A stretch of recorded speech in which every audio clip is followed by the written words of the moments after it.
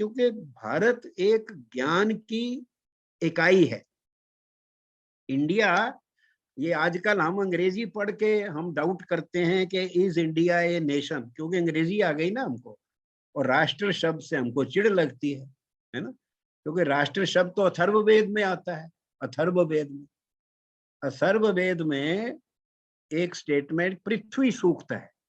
पृथ्वी सूक्त में वो कवि कहता है, O mother destroy those who want to subdue my राष्ट्र by शस्त्र और शास्त्र। कितनी पावरफुल प्रेयर है अथर्ववेद की, 7-8 हजार साल पहले कि मदर अर्थ उनको डिस्ट्रॉय कर दो जो मेरे राष्ट्र को ज्ञान से या तलवार से मेरे राष्ट्र को सबड्यू करना चाहते। तो ये इसकी जो अवधारणा एक देश की, राष्ट्र की थी, बड़ी पुरानी है।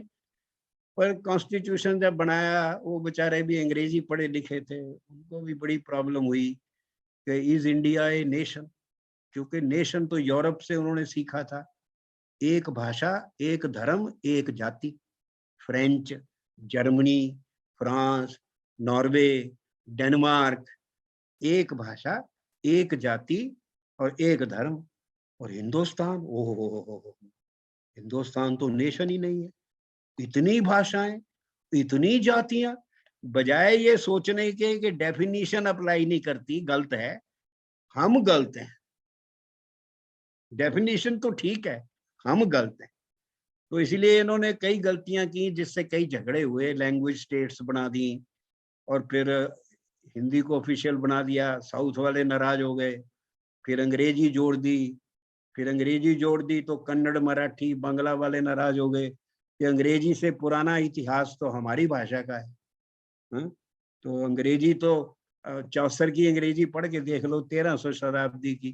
पर मराठी फर्स्ट सेंचुरी में मराठी भाषा में, महाराष्ट्रियन प्राकृत में गाथा सतसई 700 क्वार्टरेंस की पोएम लिखी गई थी, all about women, only about women.